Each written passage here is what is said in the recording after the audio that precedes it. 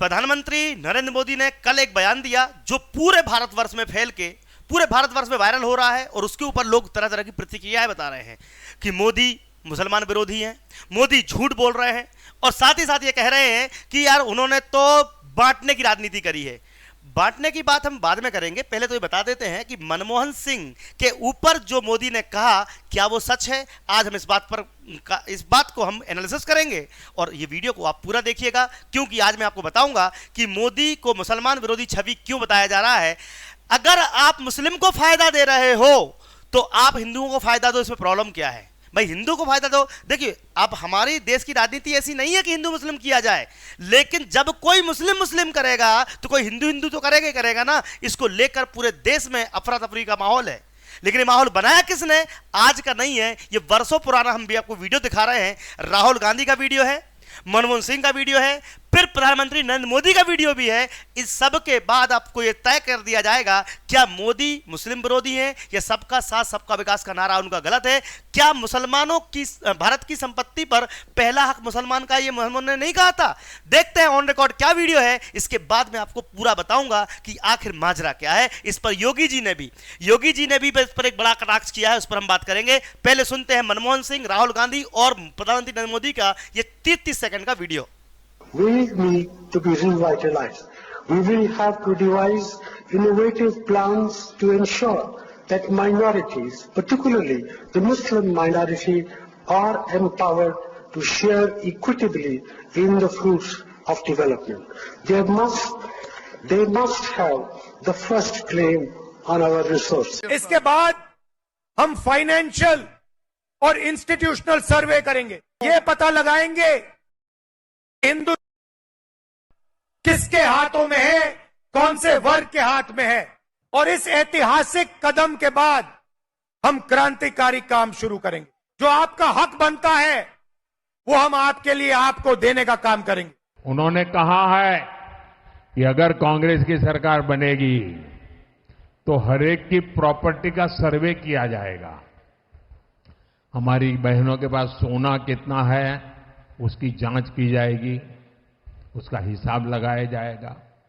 हमारे आदिवासी परिवारों में चांदी होती है, सिल्वर कितना है उसका हिसाब लगाया जाएगा। सरकारी मुलाजिमों के पास कितना जगह है, क्या है, पैसे कहाँ है, नौकरी कहाँ है, उसकी जांच की जाएगी। इतना ही नहीं, आगे क्या कहा है, ये जो गोल्ड है बहनों का और जो संपत्ति है ये सबको समान रूप से वितरित कर दी जाएगी। क्या ये आपको मंजूर है? क्या आपकी संपत्ति सरकार को हटने का अधिकार है? क्या आपकी संपत्ति को, आपने मेहनत करके कमाई हुई संपत्ति को सरकार को ऐंठने का अधिकार है? क्या उस संपत्ति को मेरी माताओं बहनों की जिंदगी में सोना वो सिर्फ शो करने के लिए नहीं होता है, उसके स्वाभिमान से जुड़ा हुआ है। उसका मंगलसूत्र वो एक सोने का कीमत का मुद्दा नहीं है, उसके जीवन के सपनों से जुड़ा हुआ है। तुम उसे छीनने की बात कर रहे हो अपने मैनिफेस्टो में।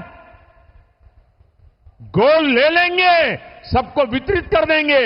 और पहले जब उनकी सरकार थी उन्होंने कहा था कि देश की संपत्ति पर पहला अधिकार मुसलमानों का है। तो मोदी जी लगातार कह रहे हैं कि भारत की जितनी भी संपत्ति है उसको बराबर बराबर बांट दिया जाएगा।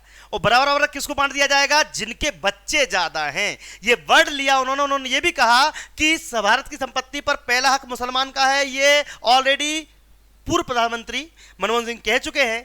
अच्छा, इन्होंने इंग्लिश में जो कहा है उसको पहले 30 सेकंड का सुनते हैं, फिर उसका ट्रांसलेशन मैं आपको करूंगा। देखते हैं इन्होंने क्या कहा। We need to be revitalized. We will have to devise innovative plans to ensure that minorities, particularly the Muslim minority, are empowered to share equitably in the fruits of development. They must have the first claim on our resources. इसके बाद हम financial और institutional सर्वे करेंगे, ये पता लगाएंगे हिंदू किसके हाथों में है, कौन से वर्ग के हाथ में है, और इस ऐतिहासिक कदम के तो मनमोहन सिंह ने जो कहा वो ये कहा कि स्पेशली फॉर माइनॉरिटीज और स्पेशली मुस्लिम, माइनॉरिटी में भी मुस्लिम के नाम लिया उन्होंने। माइनॉरिटी में ऐसा नहीं कि माइनॉरिटी में बहुत सारे लोग और भी आते हैं, लेकिन उन्होंने स्पेशली मुस्लिम के लिए कहा है कि उनको हक दिया जाएगा। अब देखो, इसके लिए राहुल गांधी ने कहा है कि हम जो भी है, जैसे वक्फ बोर्ड बनाने का इन्होंने का ही ख्याल था। तो यहां पर क्या मोदी गलत है, या उन्होंने जिस तरीके से बात कही इसको लेकर योगी जी का भी एक बड़ा बयान आया है। देखते हैं योगी जी ने भी इनके बारे में क्या कहा है। लेकिन हाँ, मैं ना तो पक्ष रख रहा हूं ना विपक्ष रख रहा हूं। मैं आपको बताना चाहता हूं कि माहौल केवल एक पार्टी गलत नहीं है। उन्होंने भी केवल मुस्लिम मुस्लिम क्यों चिल्लाते हैं, ईसाई ईसाई क्यों चिल्लाते हैं। मैं तो कहता हूं कि कोई भी धर्म की बात ना करे, कोई भी धर्म की बात ना करे, तो ये भी नहीं करेंगे।